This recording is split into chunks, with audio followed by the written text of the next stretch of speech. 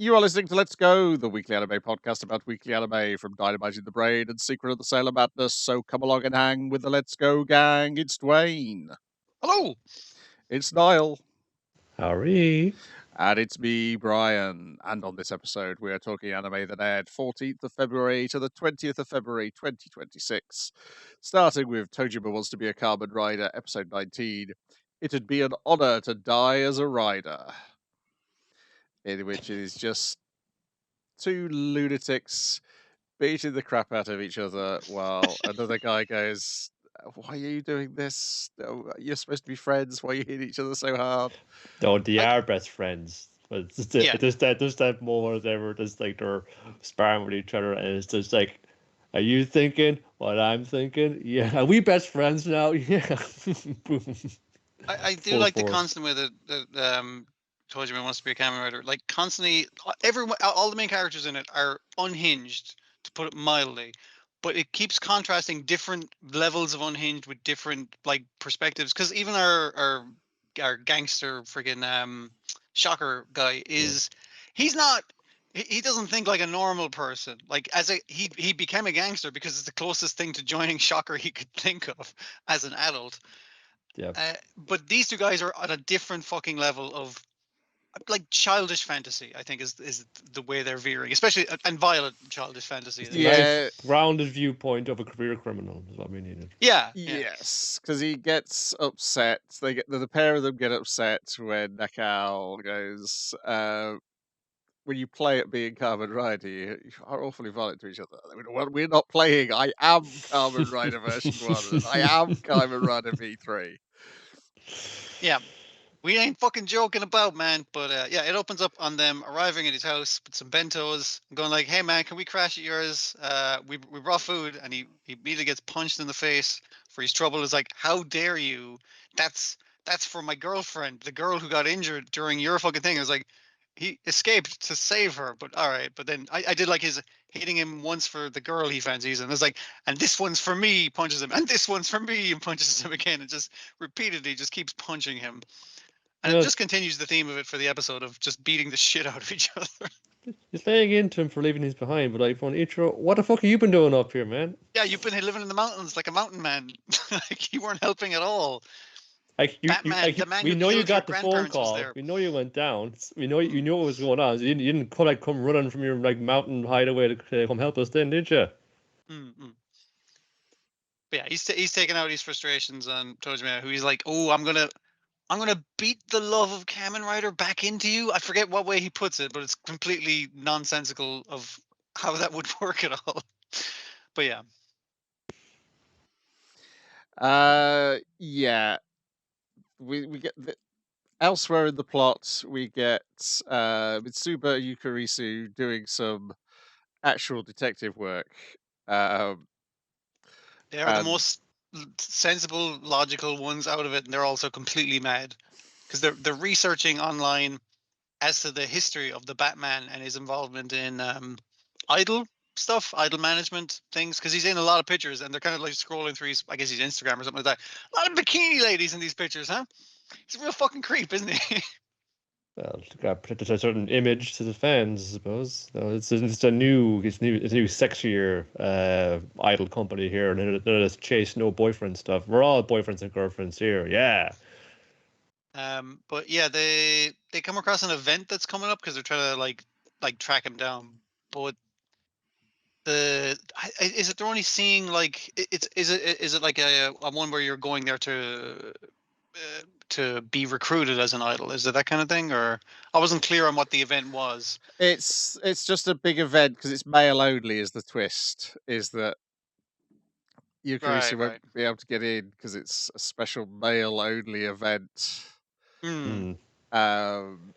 So presumably this is ways to now going to these men are going to find themselves suffering a similar fate to Nikal's buddies as they'll be attacked by the shocker combatants and turned into ones themselves. Yeah, he is lamenting. Is like, why do my boys protect me? It's like I'm supposed to protect them. I'm the big bro, and they're just like, yeah, because they care about you, man. It's like they care about me. It's like, yep, Like that's normal. They have to explain basic human emotions to this grown man, and they are incredibly childish. Is the other thing. They've Yes. learned all their life Mm. lessons from Kamen Rider, which is Yeah. good, but not the only source that you The should go by. the bit when the cow cooks for them and they all start blushing at each other. It's the secret ingredient, Like love. Yeah. that's so good. Yeah, yeah. And he's like, yeah, I mean, like if you live alone like I do, like obviously you learn to cook a bit. And they're like, I fucking can't cook. I fucking can't cook. Well, Yep. yeah. They're just two dumbasses. Yeah. Yes, because Tojima just orders in and eats frozen food, and Ishio says he can cook, but it just tastes like the ingredients. So you must have used some amazing spices. And he goes, "No, you've only got salt here, mate. I just used salt." I just did it right. It's probably like cramming each ingredient into his mouth and just like combining it together by chewing it. It's like, I'm cooking. Step one of the training thing, which he does agree to train them in fighting for the purposes of teaming up, just like Kamen Riders of yore did, is tree punching. We're in the mountains, you start with tree punching, and he's like, isn't that like a bit basic? And Tojima's like, when you're in the wilds, that's where you start, tree punching. That's how I got into this business. Yep, it Punching gets a down tree. to it. It's just like, okay, well, we must have started, gotten good at some point. Maybe it's fine. No, it fucking hurts. Turns But into a they're still shocker going combatant. It tries punching the tree more vigorously and is like, no, still fucking hurts. It is a tree. You're not supposed to punch it. This is not Minecraft. What are the other ones? They're like doing pull-ups on the branches of tree, and then they start kicking the shit out of each other. Yes. Yeah. Wonderful stuff. Yeah, yeah. It is like when like lads away on summer camp. It's fun. Yes. Like, Oh, it's very boys being the fuck rowdy. off, the fuck off, the fuck off. It'd be boys being rowdy if it wasn't for the fact they were like literally like hitting each other as hard as they can as grown-ass muscular men, which is like. But the feel of it feels like slap fights, except they're throwing full force punches at each other. Somehow they still got that thing of childishness in it. Yeah. Yeah, can we get a discussion of how they'd injured themselves as children? Tojima Imitating Kamen Rider.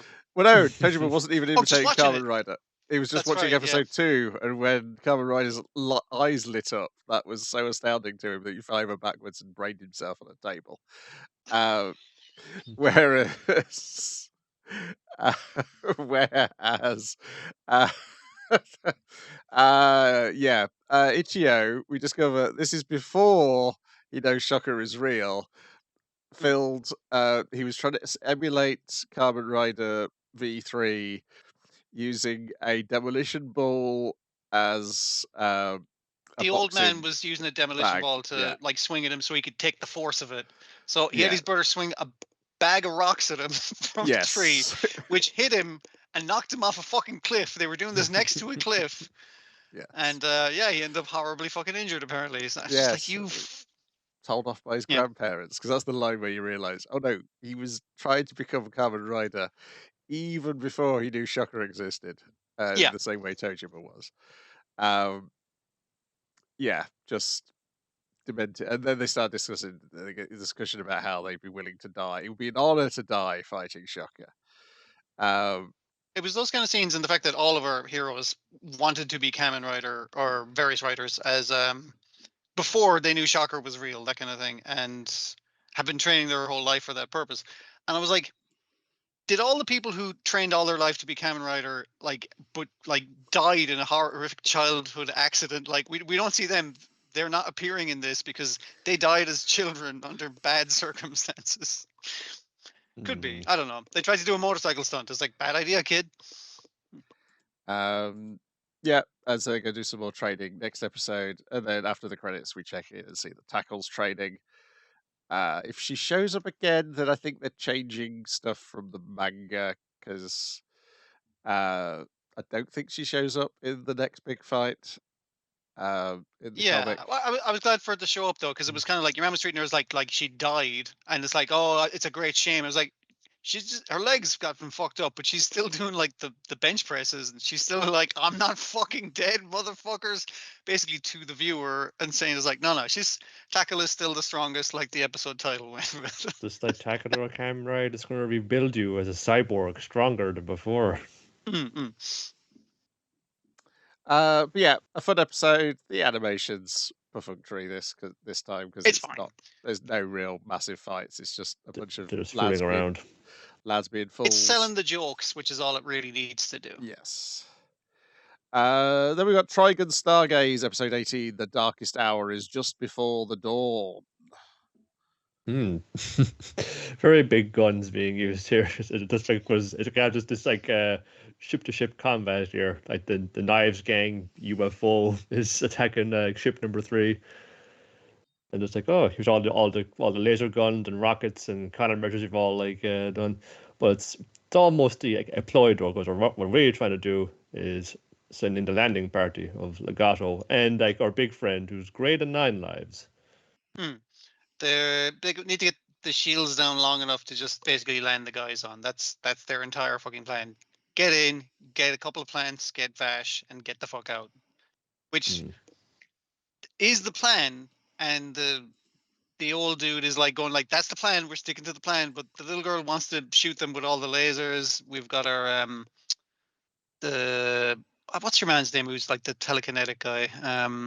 Legato Blue Summers. Yeah, Blue Summers. He's very much so gets distracted from the plan. The big guy is sticking to the plan. Like, I will give him that. He is on fucking point. Yeah, but a lot of the rest of them are very distracted. Yeah. Yeah, it runs into Wolfwood a bit, and you get a kind of a truncated version of their encounter in the manga. Yeah. Which involved him like breaking down like the huge shutter to try and like smash him down. But you don't call him 9 lives for nothing. It takes more than that to take him on. So it just slams Wolfwood into the wall. He's in there, mixed off with 2 plants, one on each shoulder. It is nice that Wolfwood doesn't get like entirely sidelined. It's just like with it, because it's just like, oh man, he did all that while fucking blind. It was like, okay, that's pretty good that he managed to get that fucking far, and he still drove a motorcycle out of one spaceship onto another spaceship, while presumably still not being able to see that fucking good. Yeah, they mentioned they've been like they were kind of rummaging around and trying to find experimentation and things, and again like this Millie just kind of cutting through Wolfwood's bullshit with this like blunt sincerity. Because he's like, like, hand me that fucking rang of things, and she's like, yeah, maybe I should kill you here, Vash, because if I kill you, then they can't revive Knives. And he's like, yeah, you won't do that because you're his best friend. It's like, yeah, you were waiting 2 years for him, and you were sticking around, and you showed him up, and you held onto his gun. It's like, you're his best friend, and it's like, shut up and hand me that ammo. I was like, because at that stage he still can't fucking see.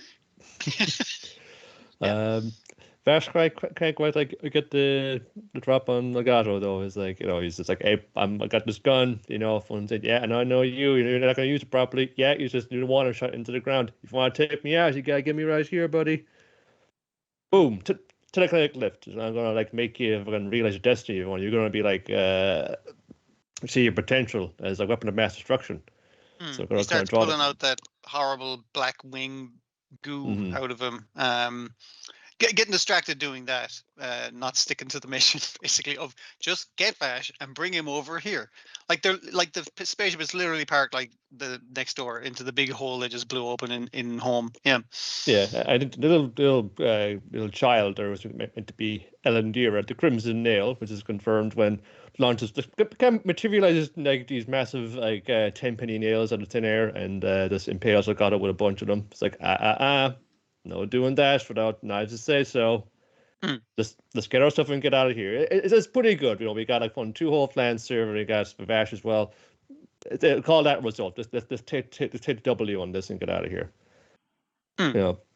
Off they go. Wolf takes off, and as you say, like that motorbike you mentioned earlier is going to come in handy. As Wolfwood takes like a massive jump and it's like off the ship and lands on the UFO and makes his way just before the shutters close. And then he's just there in the tank. I love how they address that. They're all kind of like, wow, we got Vash in a tank, we got Knives in a tank, everything's working out great. What the fuck are you doing here, Wolfwood? I thought you betrayed us. It's like, no, I didn't. And they're like, didn't you? And it's like, nope, And it's like, why are you here then? Because your mission's done. He's like, And they're like, right, whatever. Let's just ignore him. Just leave him. It was weird, like, you're just going because like it makes sense when it lands in the comic because like they still think, oh, he's going to like make good, but he sort of like walked away from him at this stage. I think technically he's supposed to have been needling Vash to start murdering people this whole time, which he has been doing the entire time. So, like, he's like, how come you don't kill people, Vash? How come you don't kill people, Vash? And I was like, that was his job, and he has been doing that. So, he's fulfilled the contract, I think, perfectly fine. Maybe that's his logic, and they're like, yeah, he has been a dick a lot of the time. So I guess it's fine. I guess Sam does here now.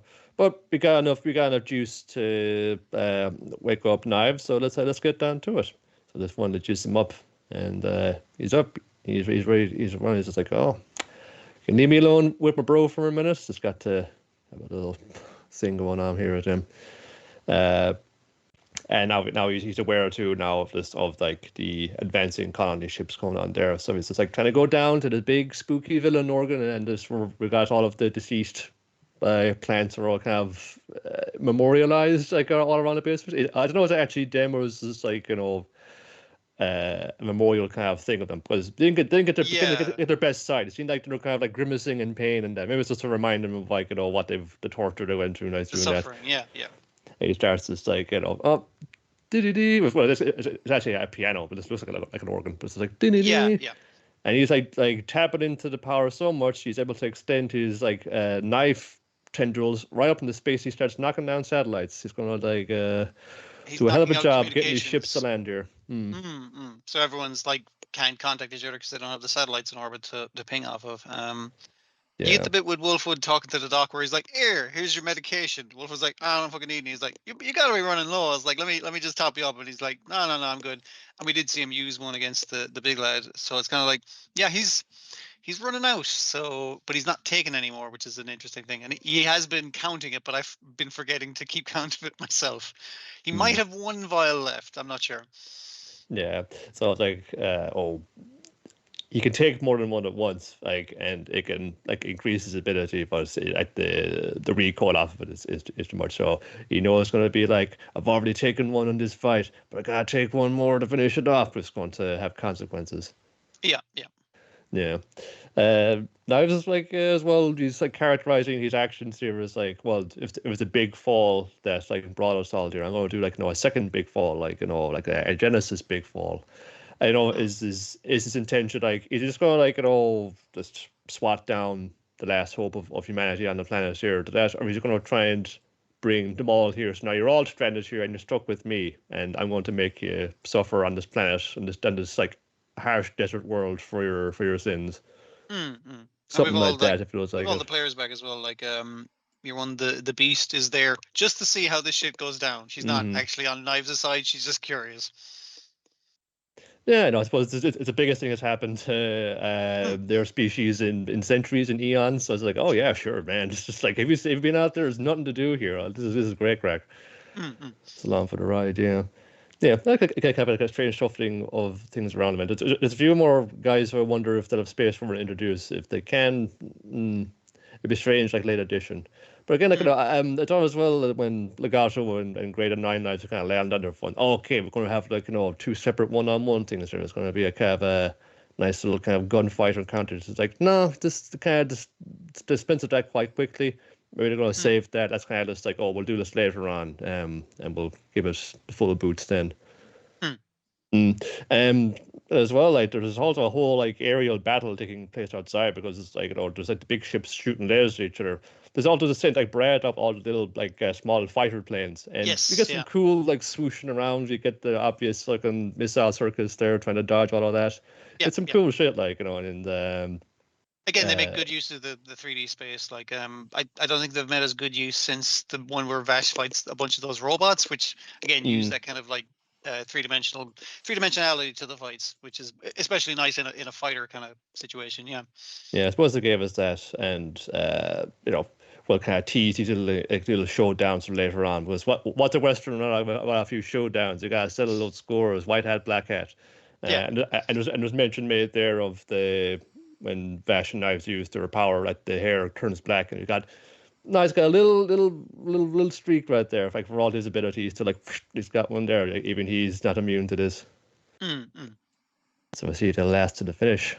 Yeah. Yep. Good stuff. Good stuff. Still. Then we've got Digimon Beatbreak, episode 19, Black Market Auction, in which the gang and Mina is her name. Is that the lady who gives The them information broker. Yeah, Kawatsugu. Because Yeah. you see her on her Evite. Yeah, go undercover. So as much as you can, when clearly three of them faces are known to Well, they multiple clean up people real there. nice when you put them in like generic butler gear, basically. Hmm, She's but going to the official auction, which is a fancy auction for fancy rich people. But there's a secret underground auction that you need the special invite that they're investigating as well. and the password. Yeah. And Naito's been told to follow her by Clay, so that gives the others an opportunity to sneak in after Aunt May and her date accidentally give them the passwords to get in.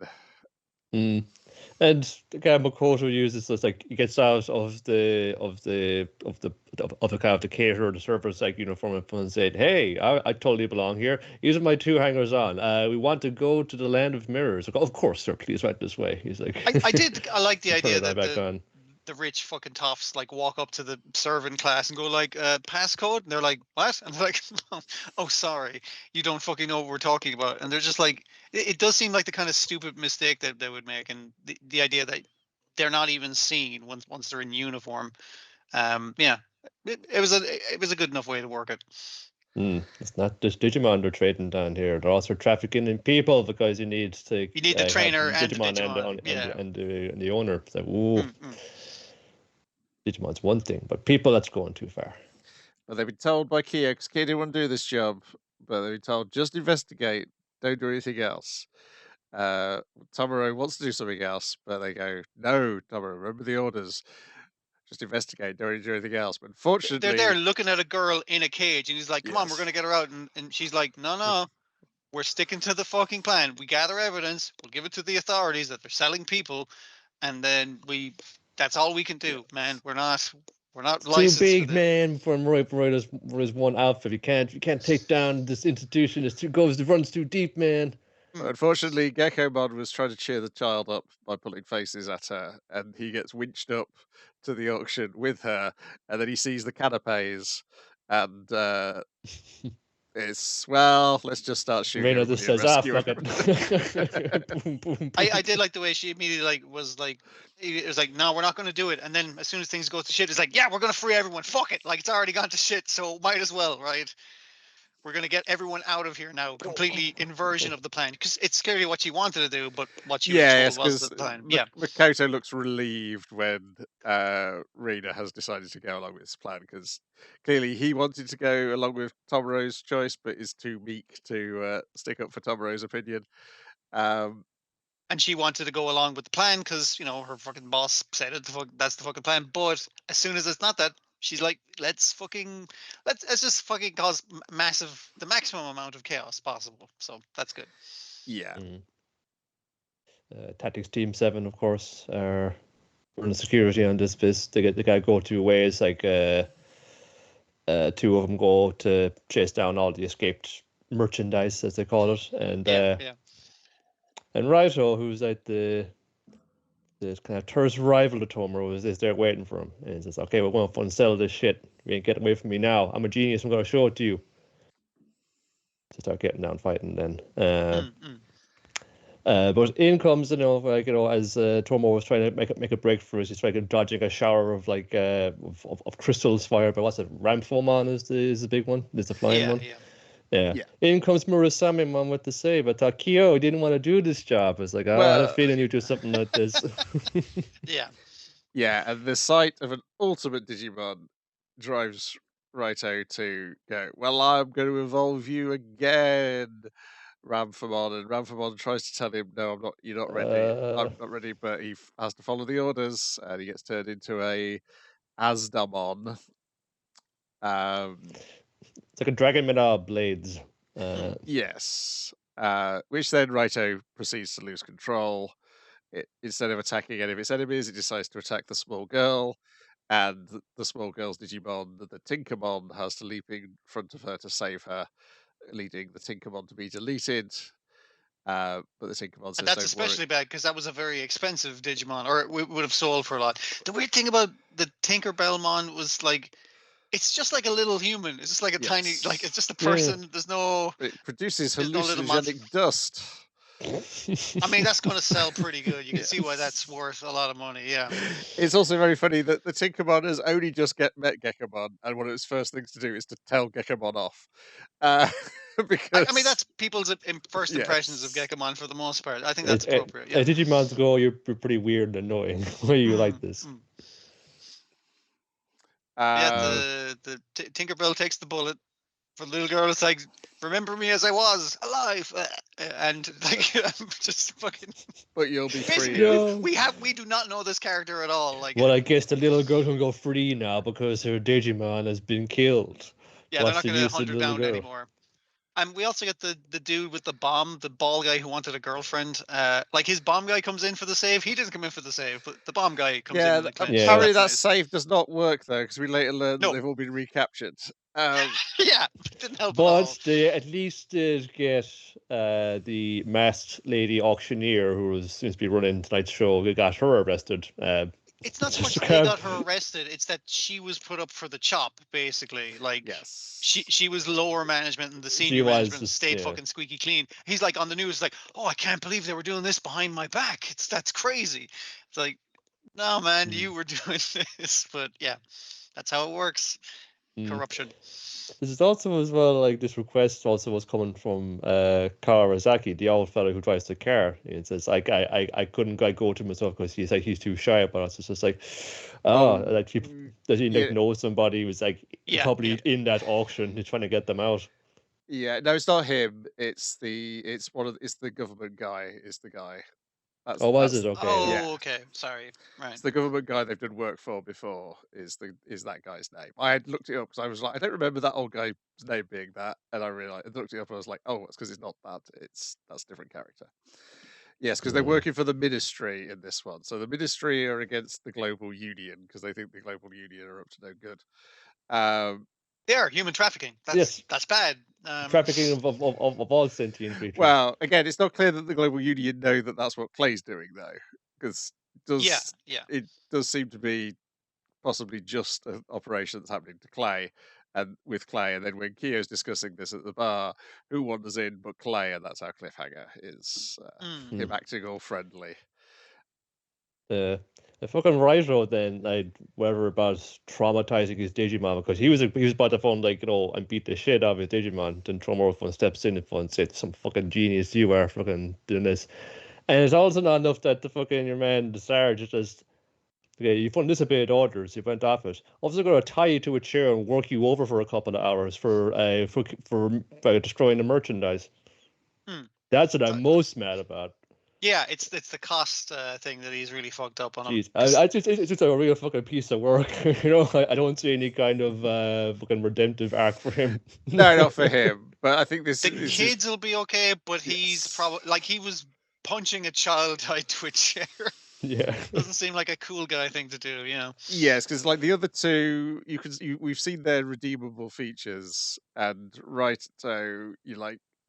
We need to see that, and he's probably going to develop that after how he's treated in this episode, and the fact that Tomoro stopped him, and he then looked guilty after Tomoro talked some sense to him.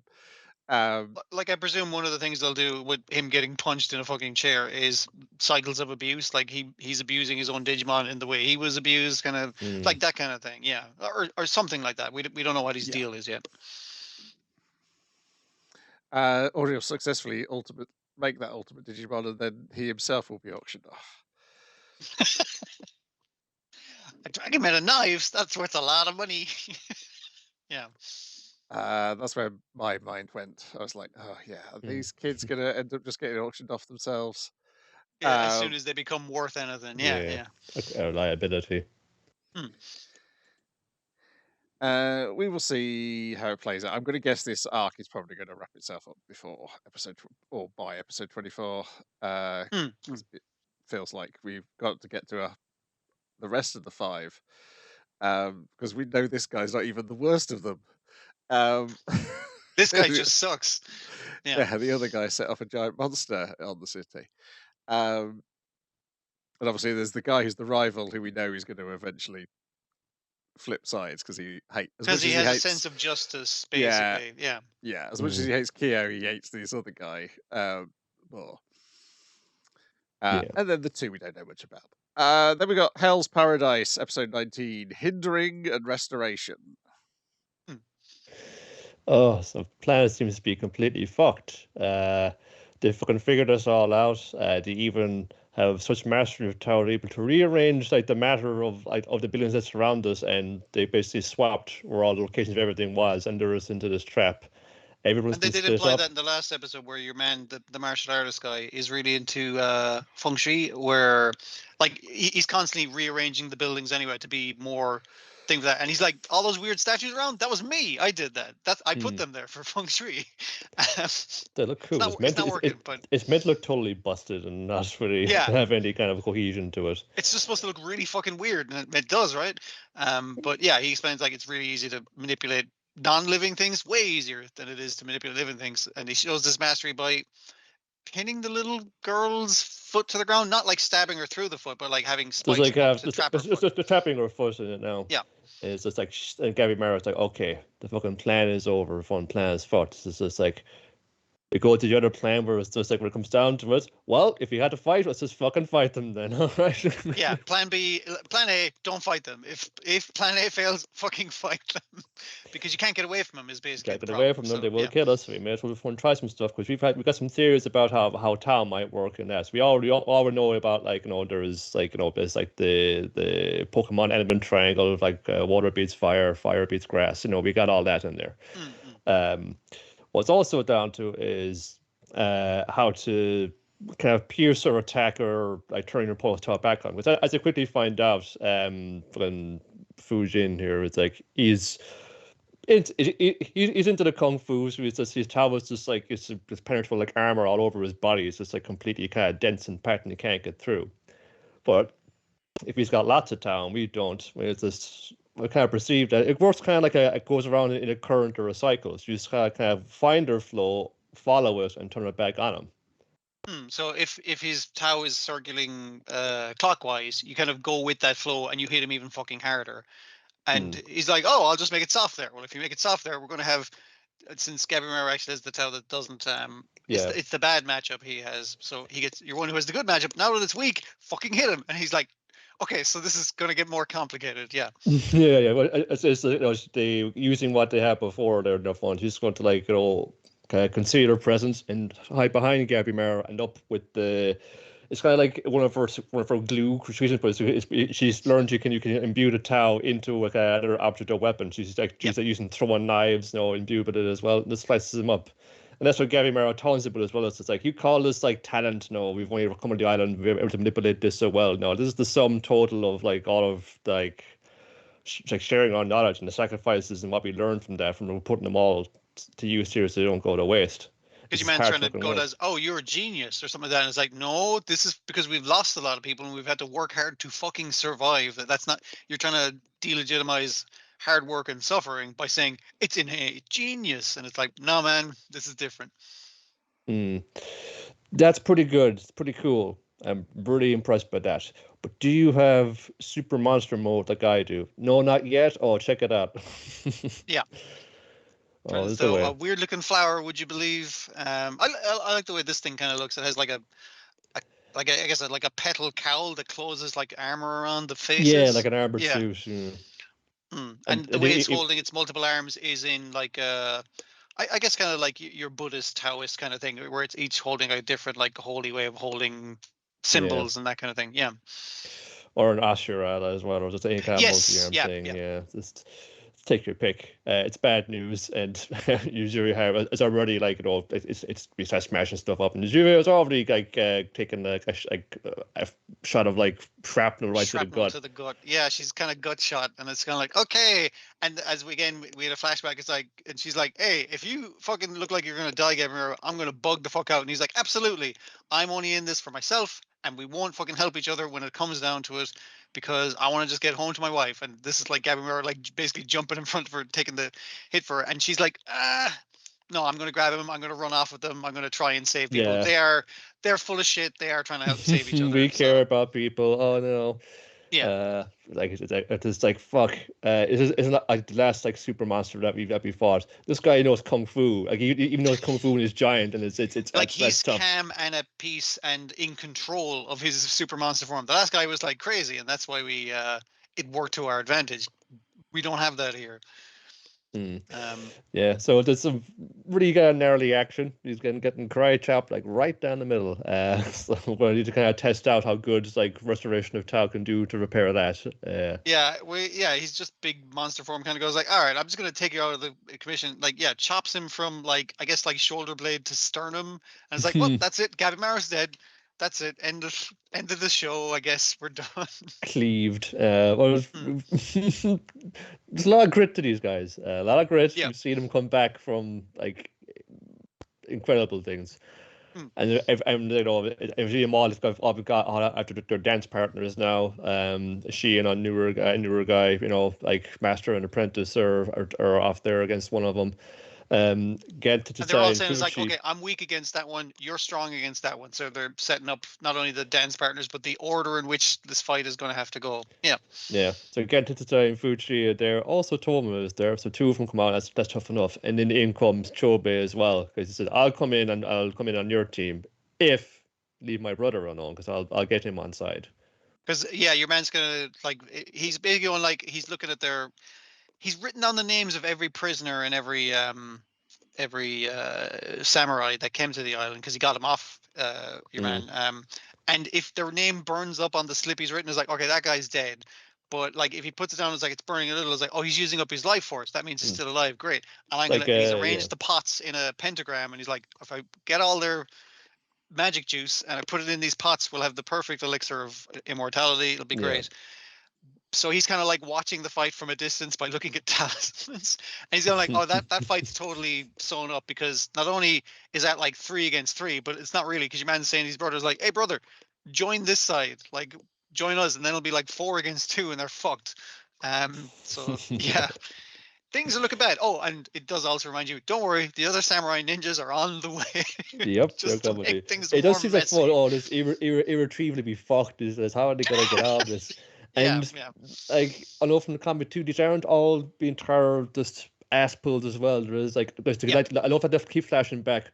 Oh, while we're in the cave prepping all of this, we also prepped this extra layer of the plans. We even took this into account of how to use Tau against them as well. So it's flashbacks that make sense to come up in the middle of it rather than do all the prep beforehand and then like actually have the fights, because it paces it much better. Yeah. It's like it's even dudes who are dead now, but like even they did something to impart them, and like we'll honor their sacrifice for giving us that knowledge, showing us that secret how to beat them, and it's all just all building up to a flood to kind of take them on. Yeah, it's good. It'll be like a long fucking this fight fest to the finish here, so it should be cool. Then we've got no, we haven't. That's later. I was about to say My Hero Academia Vigilantes, but first of all, it's You and I Are Polar Opposites, episode 6, Cultural Festival, in which, would you believe it, they're having a cultural festival. Yep, they're doing the foods. And I've got these like the kind of pretty neat like Dragon Ball looking t-shirts printed up with meat as the symbol instead of the turtle. Like, yeah, and it's like another kind of nice because everyone's like all just drawing little messages as well. It's like, it's a cultural festival, sign me shirt. I like the way that was because her shirt was like covered in messages because she's so outgoing and bubbly, like everyone knows her, everyone wants to write a message for her. But then our main guy has like maybe two things written on his shirt. Mm. Doesn't really know a lot of people, and I was like, it was a nice visual of how social the character was, just literally wearing a heart in their sleeve kind of thing. Good stuff. But the two main plots are the relationship between Yamada and Nishi over the summer. It's both of them feel like they've made a mistake because it's not going very well. Because she doesn't want to speak to him on the phone. She just wants to text message him. But she thinks And he's they have leaving. to talk to him about that. It's like she probably just more comfortable texting you, dude. And he's like, yeah, that's probably it. But like she's like, okay, he asked me this thing. I'm gonna think about that, and I'm gonna write a long reply.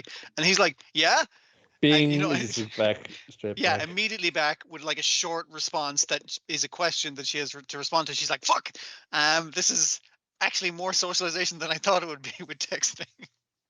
Yamada, you seem like you we should get more upper cheerful girls. No, it flashes back to in school. And it's just he had like loud like female friends around him, but he always like looking his eye over at that other girl who left. And it's just like, oh, by the way, hey Yamada, like I know you probably told you we'd probably go out. You want to say yes? It's just like, yeah, okay, sure, yeah. He's just like not even thinking about it. It's just like when it just gets thrust upon him, he just rolls with it. Yeah, because that obviously is then these two, that and also the awkward other relationship between Nishi and middle school Yamada relationship, is yeah. then reflected with the middle school relationship between Suzuki and what's the guy's Rihito. name? Rihito. Yes, where they sort of because Yamada's like is like, oh, we're still listen. We didn't really connect. It's fine. We're still friends. Like we're still cool. It's just like there wasn't anything there. We just decided to kind of go out because he's flipping like that, which is the same thing here, but without the we're cool now. It's just like, yeah, both of them are like, yeah, we're cool now. It's like, but are you? Have any of you voiced your inner thoughts to each other? No. Yeah, the pair of them had sort of awkwardly thought the other one wanted to date them, and so had gone along. It's because the class basically they got along and they chatted and they had a great time because they were good friends. And the class were like, "You guys should go out if you're not going out already." And it's like, I don't know about that. Like we're not going out. It's like, hey, do you want to go out? And she's like, whoa, really? And she's like, her reaction, fuck, maybe she does want to go out with me. And then later on, it's kind of like, I'm gonna try holding your hand and lean it in. She's like, and it's like, yeah, I knew it. This is bad. This feels wrong. Let's stop doing this and just be friends again, and everything will be fine. But they're still both awkward about it, like this for different reasons. They both feel like they've ruined the friendship to each other, but in a different way. It's like I was too passive, and he's like, I was coming on too strong, kind of thing. Even though I was just going like, are we in a right? No, we're not really into each other. That's fine. But yeah. Again, it felt like the pair of them were doing the thing that they thought the other one was expecting them to do. Yeah. Because of the peer pressure. But then they quickly social put expectation. Yes, but then also because both of them are doing it, then they also both thought, oh no, I've ruined the friendship, and therefore they've been awkward around each other since. But then even once the awkwardness between these two is over, he's still like, well, I'm never dating again because I don't want to ruin any more friendship. Wrong lesson to take, yeah. But it's also the thing of the other thing is obviously he's coming from another school to visit his middle school schoolmates. Yeah, he's Yamada, and but also he went to school with a bunch of people here, so he's coming to visit them and that kind of shit. It's a good excuse to catch up.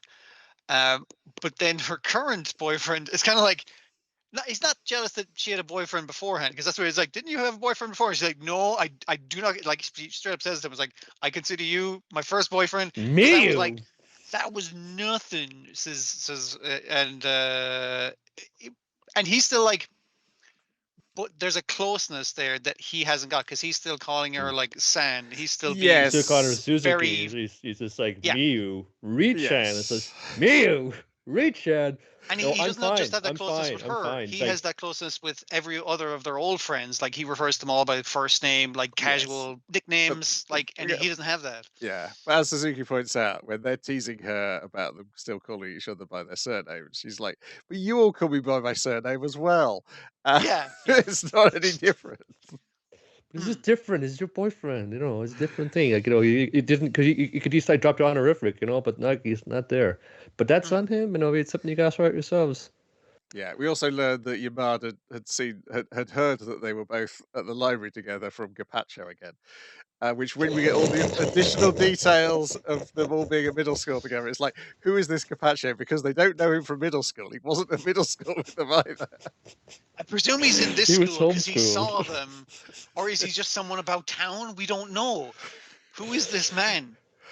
Yes, because he knows Is the he a pair man? of them. We don't He knows know. he knows the pair of them by sight. So Yeah. Like a bachelor. I haven't seen him in years. How's he getting on? Nishi has a nice moment of kind of self-confidence there, where it's just, no one's coming by the photography club exhibition, of course, a bit dry. But hey, here comes like Suzuki and Tani to come in. It's like, hey, cool photos. And it's just, oh, okay, please look around. It's just like, is it okay if we talk? It's like, oh, please go ahead. Who did this one? Oh, he meant to me. Initially I wasn't ready for this. That's one of, like, yes, I actually won a prize in the local competition, and it just takes them through the whole thing, and it says, wow, I talked to people, and it's fine. Like, the two of them are turning to her, and she's like, oh fuck, are they going to try and make small talk? Because we're in the library together, but we don't really fucking talk. We don't have anything in common. But then she starts talking about the club and, funny things like, I like this one, I like the framing, do you use any special equipment? It's like, no, just basic fucking beginner camera. And it's like, what do you like? It's like, I like the cat. And it's like, yeah, you would like cats. You fucking love cats. And it's just nice small talk that she can get involved in because it's the hobby that she knows things about. But it also, from looking on from the outside, it still feels incredibly awkward. And then we get the punchline of her going, that's the best conversation I've ever had. Yeah. It's nice. It is awkward, but it is like nice and friendly. There's no harm to it. They're happy. They enjoyed the photography exhibition that most people just poke their nose in. It's like, there's nothing happening in this room, and fucking leave, basically. So yeah, it's a real boost to her. And she's given lots of boosts around because she gives her friend who's been with too many men to know what love is anymore. She gives her a boost as well when she realizes, wait a minute, it doesn't matter if I was a massive slut or anything, or if I slept with like 100 men. And she's like, wait, sorry, what? It's like, no, that doesn't matter because how I feel now is pure. There's no like wrongness about how many people you've been with or whatever. What you feel now is pure, and if you go with that, then it's perfectly fucking fine. So I need to go see him now. Runs incredibly slowly to go see her boyfriend. And then Azuma's like, yeah, maybe I should get a boyfriend as well. Stands up. Somebody's about to come around the corner and it's Tyra, and she's like, nah. Oh, it's just you, Tyra. Yeah. Oh, it's just you. And he's like, what the fuck? Like, I didn't even fucking do anything. Because earlier he saw two girls talking and assumed they were talking bad things about him and Tanny. Like, yeah, it was just like, hey, isn't that Tanny boy? That, like, it's like, oh yeah, that's him, all right. And it's like, oh fuck, girls talking shit about me. Let's get the fuck out of here. Come on. It's rubbish. It's what happened now to fun Tanny, because Tanny, oh, this is my kind of ex-boyfriend, sort of. Yeah, are you fine? I'm fine. You've got a Tyra like aura about you. Are you sure you're okay? I'm fine. Yeah. This all leads up to Tanny and Suzuki having a heart-to-heart on the stairwell before the teacher says, please, you two, come to the assembly. Yeah, it's specifically like, hey, everyone come to the assembly. They've worked it out. Your man's like, listen, it's not so much jealousy, it's my own feelings I need to sort out, and I'd like to would you like me to call you by your nickname? She's like kind of slightly embarrassed. She's like, whatever you're comfortable with. They talk it out, but then it's like, specifically you two students, and it's like, oh, we're gonna go right bollocking from everyone as soon as we get in now. Yes. What are they going to think we've been up to? When we walk in late together. Yeah, just having a nice, genuinely like sweet conversation. Wow. Okay, you Skikun. Let's better get down to assembly, shouldn't we? Don't say it like that. Yeah, this one got a lot of the Yeti doing the sort of the narration, the Yeti character from the cartoon. Internal monologues. Yeah, all good fun. The way it's kind of bookended as well, like they write messages on each other's shirt at the start of the episode, and then there's drama about how they feel about the relationship, but then when it shows those messages at the end, it shows that no, how they got at the end was where they were at the start of the episode. Like, he's like, dear Miss Suzuki, I look forward to our continuing relationship. You know, like it's very, very formal, but it is a nice sentiment, basically. It's like that how we'd kind of sign thing. off an email. Yeah, yeah, but it's meant heartfelt because he's dry as fuck, basically. Yours sincerely, Tanny. Okay, gotcha. Then we're on to My Hero Academia Vigilantes Season 2, Episode 6, Rain and Clouds, in which they wring every bit of juice they can get out of this Just get Eraserhead on with it. story. Yeah, I Yeah, thought so that this. not just me feeling like that. I Yeah, like the story, but yeah, it was punchier in the comic anyway. Yeah. Yeah, they've slowed it down to like 2 chapters an episode doing Mm, this. I suspect it might speed up again next week if they're going to wrap it up next week. I certainly hope they're not going to slow it down further. But yeah, this is essentially 2 chapters. They're joining the His Purple Highness's Purple Revolution Agency. And Aizawa's got a big problem, is that it's his attitude to smiling. Please smile. Keep people happy while they Yeah. go Which is funny chase. because eventually you know what Aizawa's smile is going to be. That real creepy fucking smile that he smiles constantly when he gets older. So he does improve on that. Yeah, and then we don't see what his smile looks like now. His genuine smile when he's Yep. looking at the kittens. It's always obfuscated. Yeah, yeah. But yeah, the criminal they're mainly trying to get is Majin Buu. Sorry, Majin Blue. Majin Malboro Poo, because he Boo. smells I don't. awful. It's a Yeah. smoking version of Majin Buu, who is blue. Yes. Like he's wearing the little waistcoat and everything, man. The little fucking pants and everything. It's the whole deal. But he's much angrier. They're in fashion now. Yes. Yeah, yeah. I guess there's a bit of smoker for One Piece as well, except rather than cigars, he's got 3 cigarettes sticking out his mouth at all times. That's why he's got arrested robbing the bank, because he can't afford cigars. When he's a big shot, he'd be able to get cigars. Hence, more banks and more money. I think he's just called like robber villain. Like he doesn't have a name for legal fucking reasons, I imagine. It's just Majin. It's angry Majin Buu. Yeah. I believe this is throughout the entire series, is that we never really learn what His Purple Highness's quirk does, if anything. Oh, I looked it up. It's called chest hair, and we do not know how it works. So I like to think it's a Doc Samson type situation where the more of his chest hair is exposed, the more powerful he is, which is why he wears that super low dipping top. That's my guess, but I don't know if any of that's true. We'll never find out, because if you're wondering why isn't the character this flamboyant and colorful now in the main comic? Oh, yeah, you got smashed into a wall by a giant monster at the end. Which is a damn shame, because he's a very fun weirdo. But probably flying too close to the sun of like, this is literally just Prince as a superhero. You just put Prince in your fucking thing, which I'm fine with. But yeah. Eventually they managed to take the guy down because Aizawa wears Loud Cloud's goggles so that he can look at him amidst the smoke. It's the second time they come at him, because initially they evacuate the hostages and stuff, because they're just like, we don't know if it's toxic. I mean, like, it is cigarette smoke, but it's through a man, so it might be worse. But it's just like, yeah, you can't get up close to him. You can't look at him if he's in a big cloud of smoke. He's literally just running away, leaving a smoke cloud behind him. That therefore you can't see him. It's not a great plan, but he managed to get 2 robberies, and the second one didn't work out. So yeah. And we learn that His Purple Highness he likes to take people under his wing to prepare them to become independent heroes. Yeah, he's great for setting up independent guys. Yeah, to set up your own agency when you leave the school. So then the 3 lads start fantasizing about, oh, the great 3 of us, we set up our own independent agency. Yeah, because it's not only that Aizawa and your man are both wearing goggles.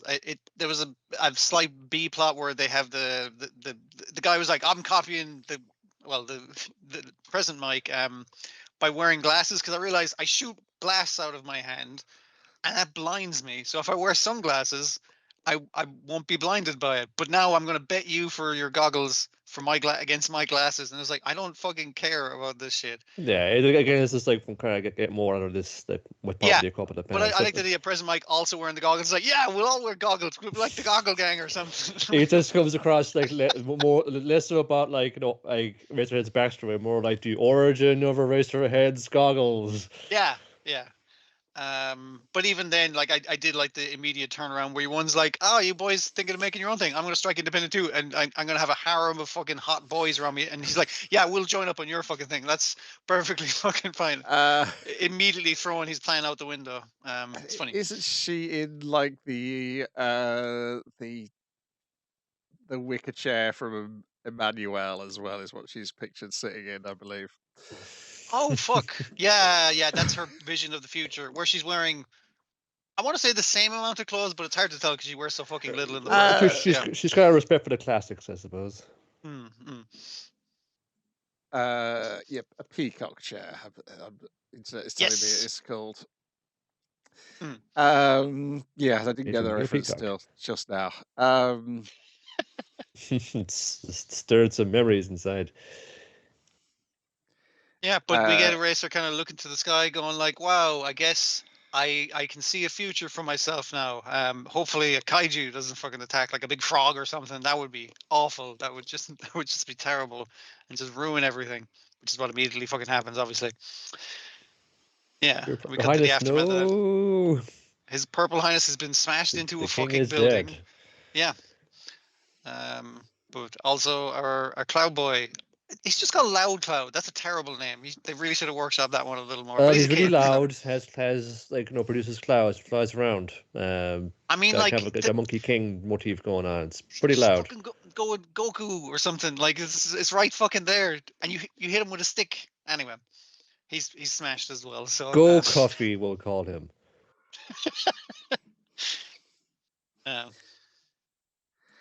Then we've got Golden Kamuy, episode 56, Ipopte, in which we wrap up this little story before we head to a flashback next week. Or flashbacks. A promise made between two soldiers in the trenches. Like he's constant like needling at her, while his brain is very visibly like leaking out of his fucking face. This means he's happy. He's intense. Is basically because Sarumi's thing is he's suffocating Sophia in order to get with her dad's face. With her dad's face. That's an important detail. Yes, to get Usurper to say what she's figured out about the. I knew just like giving you all the facts presented in a way that looks like I'm the right fucking choice wouldn't win you over. So I'm going to put a clock in it. I'm fucking suffocating Sophia with your dad's face. Come on. What's the deal? Like, he's basically trying to make a rushed fucking job of it, and it's all hitting her too much. It's like, you haven't figured it out, haven't you? He's like, yeah, no, I'm pretty sure I know what it is. It's his Ainu name. It's not called it. It's his Ainu name, the one that you don't tell anyone. Yeah, you don't tell anyone so that spirits can't get you. That kind of that old chestnut. It's a power. So it'll be those ones on the. Those ones in combination would show you how those to line up. that name rendered in kanji that's in the fire sound like it. Well then we'll see on this skin like it's like that and that this would match up, but that's so they get onto that later. Yeah, and that has another part to it. I suppose, there's another tell for the skins, But at the moment it's just like, okay, so now Tsurumi knows the code to solve the skins to some extent anyway. So he's singularly, that's all his focus is on right now, and everything else is memorizing all the skins. Yeah. That's great when he gets like knocked over it several times, and he's just his eyes darting left to right because he's throwing all the skins onto the ground like basically in a panic, going like, I need to just fucking like solve the code, and nothing else will get him, like even to the point where one of the lads are trying to break through the door and there's a chair knocked over and it's just jamming him in the fucking neck rather than it being able to get in. But but this is also the point where our other Ainu guy has Ipopte walked is into like the room, slammed in the door. to Hamper first, we're going to have a flashback about his dad's Yep. Bakiri and the Bakiri he wants to carve, and how, hang on a second, why is my dad's Bakiri here in this building Modern owned day by the 7th museum. Division? Yeah. That's the thing. We saw him find it, but we didn't see what he found, and also we didn't have the Yeah. context for what he found. So yeah, it was the idea that his dad, he's like, you have to carve one to give to your future wife, and it's a pattern passed down, and it's also like how the quality of it will tell your potential spouse is like, yeah, he's really good at carving thing. That shows you attention to detail, all this shit. But my son has no interest in learning this shit, so I'm gonna very loudly, and now I need to do this part. Like he kept doing it in front of him to get it. And he was like, I didn't, and he's telling this to our other guy while they're both bleeding out in a fucking trench. Kakuta, yeah. Where they're both bleeding out in the trench, trying to stay fucking awake so they stay alive. He's got this is when his face got fucked up as well, like the big scar he has across it. And just the thing of like, I didn't want to make it for my future wife. I wanted to make it for me, kind of thing. And it's like, and then constantly going back, it's like, hey man, are you still alive? And it's like, oh man, that's an incredibly sad story. I was just really emotionally moved by it. But it does tell him, it's like, who. So that was one of when he found that was in. That was at the hot springs where they springs. would be It was at- sent to recuperate, Yeah. presumably just because Sarumi wanted to keep Kakuta away, because he's probably figured out that he's from Central Office Yeah. already. And he knows that his dad was killed before he finished the knife for his son, kind of thing. So it's just like, whoever has that fucking knife probably fucking did it, didn't he? Or at least was there in some respect. Found the body, I think, is involved, is what I mean. Yeah. Encouraged him to go and fight and get killed, is what, because Sarumi doesn't have to kill these people himself.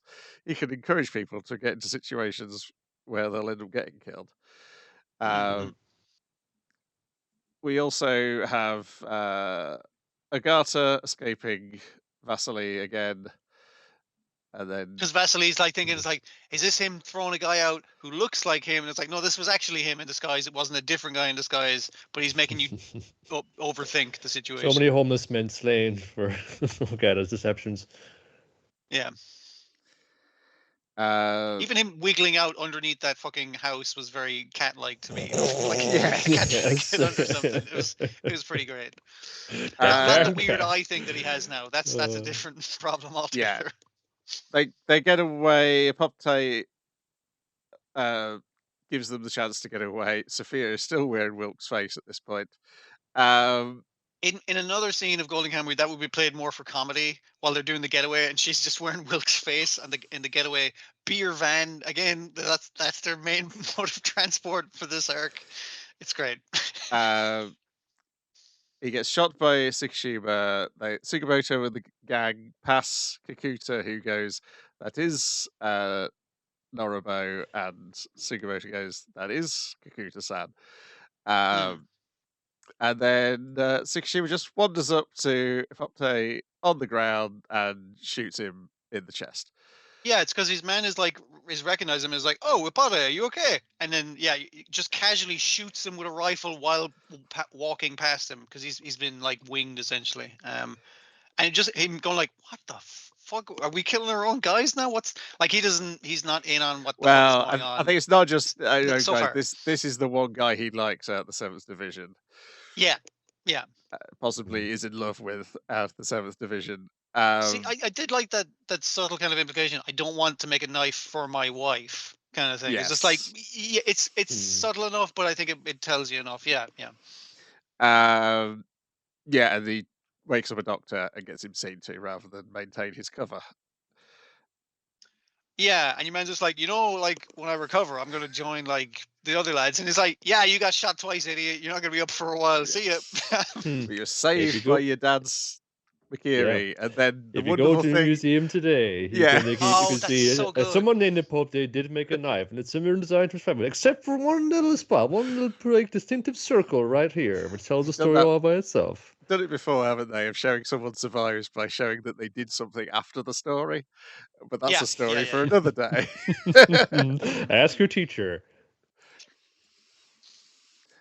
That was really good. Even to go like, it'll be grand, like, because he does finish the knife. So yeah.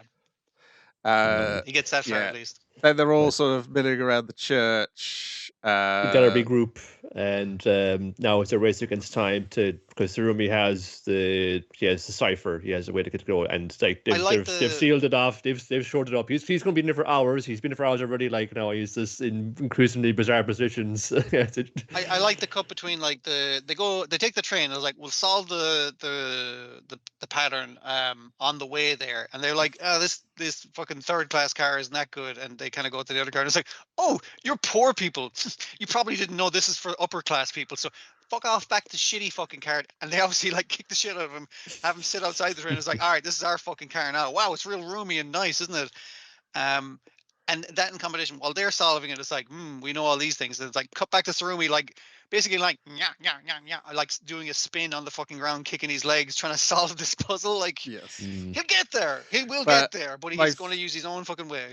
My favorite bit is Kirito going, good. It was all just theatre that Sarumi was doing to get a surfer to give him the code, and then wanders out, and they go, Nikaido, you smell like booze. I guess I do. I'm so saturated in booze that I can smell it from over here, man. Didn't notice. Yes. Unmistakable. Yeah. And then Kirito goes, from over here. oh no, Sarumi He would can definitely smell us behind the door from under the desk. So that means that was all an act for our benefit. That's what the theatre was for. Oh no, because I can't tell Tsukishima this. In the scene where he's talking to Sarumi, he slips into his old thing of like, I'm talking too fast in my own accent, and has to get Nikaido to translate in this case. But we've seen the other guy where he's happily like shooting your man on the pass. Like he's yep, Sarumi was right. I was right to follow him. All this, like, he's not happy, but he's like, there's like light in his eyes again, basically. Yeah. It wasn't all a waste. Yes. I wasn't all manipulated for my entire like sword throwing career. Yes. We've also cracked away to yeah, go on, yeah. Sorry. Yeah, but yeah, there's just the swing back of Kirito going. He's reassured himself and then instantly destroyed that reassurance. But he can't bring himself to destroy Tsukishima's reassurance yet.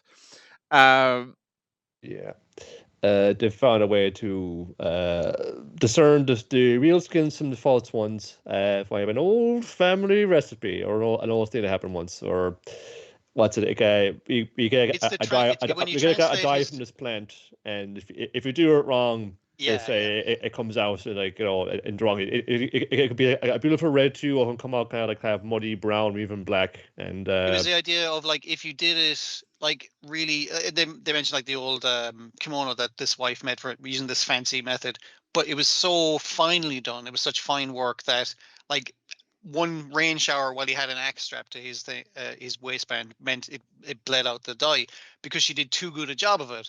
And like, if you did a shitty job with these skins, which if you use like this method to tan it, and they're like, yeah, we all, Sugimoto did that, the lads did that. It's just a basic fucking human skin tanning method.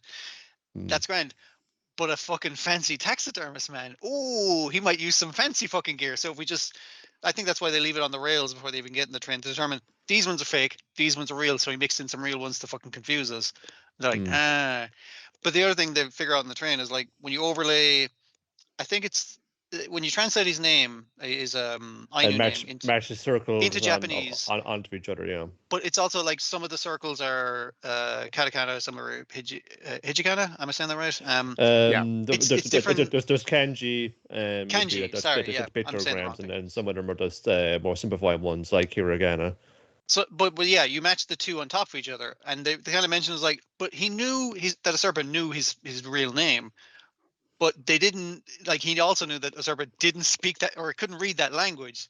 So, like, was he assuming that she'd have to get help from someone else? And they're all trying to figure out, like, why did he arrange the riddle like that? Because she'd need someone other than herself. It's like, maybe it's, so you work with the Japanese because you've learned Japanese. And they're like, maybe it's like, just steal the Japanese language and fuck them. Like, who gives a shit? Yeah, cooperate, just cooperate. Yes, because Hijikata's thinking... behind him doing that? Yeah, because Hijikata says, I think him meeting me was part of Wilk's plan as well. Yeah. He's assuming that of like that it seems like fate. That seems to work out in my favor, but we don't quite know the meaning. all above Shiriashi's pay grade, and he's just enjoying the comfort of first class as Sugimoto slowly falls to sleep. Wow, first class. Sugimoto is fucking wrecked, understandably. It's been a long fucking night. I've been killing Jack the Ripper amongst other exploits last night. The amount of energy he spent just killing Jack the Ripper, like that would tire anyone. That much sure. was fun. That was like for settling a score. It's for Being women flung everywhere, out, you creep. being flung out of a car multiple times. It's probably a big part of the problem. Like there's so many weird things even in this fucking episode where Acerba does not have time to react to Sophia still wearing her dad's face while they're escaping, but reacting to Borto's dead body. He's like, fuck, like in the back of the van. Like they've had a long fucking night, but Sugimoto is reminiscing as to, I'm not going to say better times when he wasn't completely fucked up from war. How about that? Kita's saying he's on a first class ticket to hell, and it's best don't just forget me and Yusaku Hanazawa, which is Ogata's younger brother, the flag bearer. So, what on earth is this story? We'll find out next week. Yep. It's a good cliffhanger because it finally it's like, why are these two guys knowing each other and why do they keep referring to it? It's like, oh, that changes the context. It's kind of slow it down a bit as well because Jesus is kind of was when happening between Revelations that Tsurumi is laying out, blowing up a beer factory, and all of that. Again, we killed Jet the Ripper, we disemboweled him and threw him on a window. It was a busy night. And they've basically solved the riddle, but like, okay, so we're going to be a mad rush to the end. It's like, so it's a good point to. Here's the context for this. Yeah, it never feels like is this unlike Vigilantes. I think this is generally covered in like 5 chapters an episode.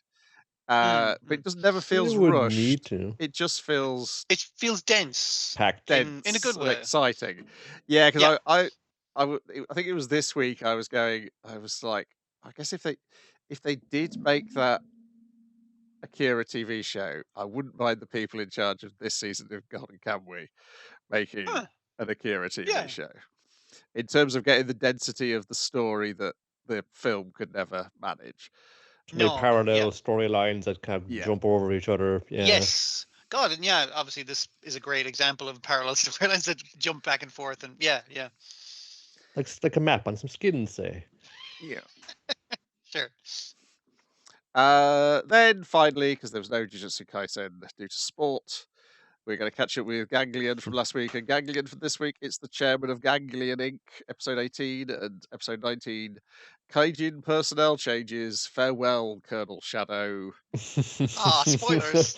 So it's like, this is going to go well. Oh, the chairman is coming. The chairman one is my favorite due to the awkward Zoom meeting. I fucking love that so goddamn much. And it's so odd as well as this. You can't quite tell if this person could be this elaborate rig. Are you some kind of biomechanical cyborg person who's just tuning in, awkward, beautiful, and saying, "Am I doing it right?" And then thinking, because you think, is it? It's basically like it's his presentation ceremony where he's getting an award for outstanding service to the organization, and then it's like, and now we have the chairman joining us on live stream, and then it kind of clicks the button, and it's like, and the chairman's like, yes, well done. By the way, Colonel Shadow, thanks for those golf balls, and then the feed cuts, and everyone's like, oh, thank God, that was terrifying. I'm so scared of the chairman because this is the first time we've seen like the other officers, and they're all just like Colonel Shadow, just people dressed in weird costumes. But when you see the actual chairman, you're like, is this actually some sort of proper tokusatsu weirdo? But then the line about the golf balls. Yeah, it's just like, so you go golfing in whatever the fuck that is. With you can't even make out what the fuck is, like their bodies in some kind of like biomechanical rig. Can't make out what it is. But they do golf. That's the important thing. But the other thing is the guy presenting him his award is like, is he wearing like a cat octopus head? I have no he's idea the head what the of. fuck that we is. learned he's the head of HR in the following episode. Yeah. So that he's got that going on. We see Armadillo Man, who is also everyone's terrified of the fucking chairman. We see a bunch of these weirdos, just dudes wearing stupid mascot costumes or a big hat. You know what Colonel Shadow wears? He wears like the little bat ear fucking thing. They're not threatening people. These are office workers, but these are higher up ones. That's all they are. It's so good, man. And then the second episode is we learn that Colonel Shadow has been moved to. He's now going to be the assistant Being accounting manager. promoted. And they're like, is He's that a been fucking promotion? sidelined, basically. Yeah, he's been What about it's unit? side promotion. I did like the end of the episode 18 as well, where everyone's like, "Oh man, there's still no fucking TV signal. Oh, this sucks." And like he goes home, and is like, "Time to spend some quality time with my kids since there's no TV." And his wife's happy. He's probably going to get a promotion. Colonel Shadow's wife was on the phone saying, like, and That it's was like a he's good probably thing Ganglion did, it's probably actually. done his good thing. It's like, yeah, now we're not even the guy at the Odin stand is like, yeah, now we can just talk. Like we're not fucking like watching the telly in the corner of the stand. Everyone's happier. It's causing human interaction. The evil bastards with their plan.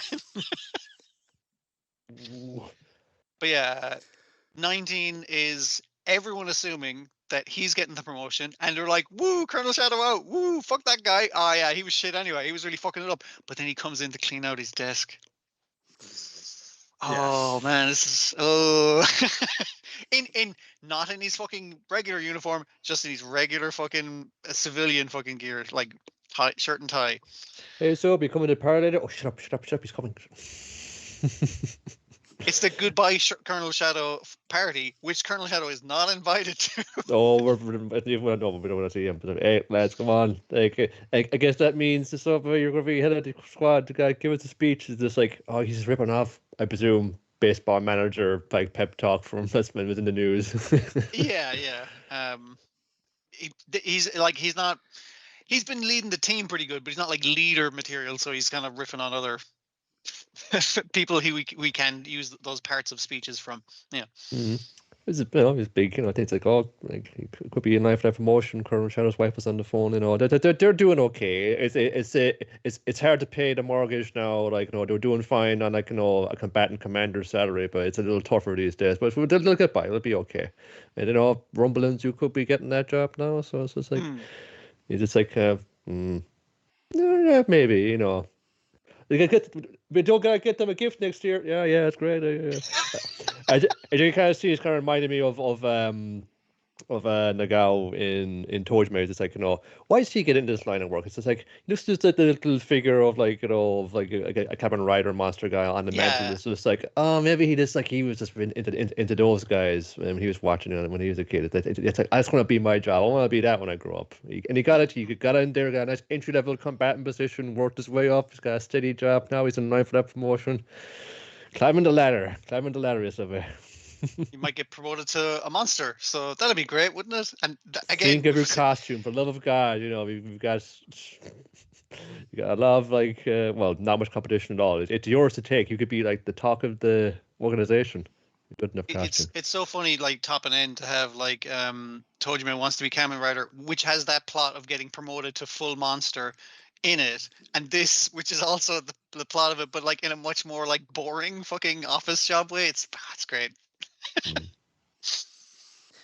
Yeah, it does bode well for Akane Banashi and Witch Hat Italia. I did notice the trailer for Witch Hat Italia is a lot of Atelier, rather. Is basically just proudly boasting of how many awards the manga has won. Yeah, it's a good Remember manga. why we're here, Are everybody. you good? Like, that's what I'm concerned anyway. Like, because listen, it's a lovely manga. It's gorgeous. Are you any good? Like, that's what we're wondering. I mean, like, if these are the guys, then yeah, that's I high mean, marks so it's far. the director. It definitely looks like it's striving for capturing that art style in animation. So, which can't be easy. It's got a good story. It's got good things to tell. I think that's kind of as well. Well, you want to impart that. Yeah. Like the visuals are one thing, but it's got like just some good themes in it as well, which thing got us across. I think, yeah, it is in terms of putting that from page to screen. It'll be a challenge. I want to see how they can even hold that up. Yeah. I suppose like save your budget for the fancy bits. Yeah.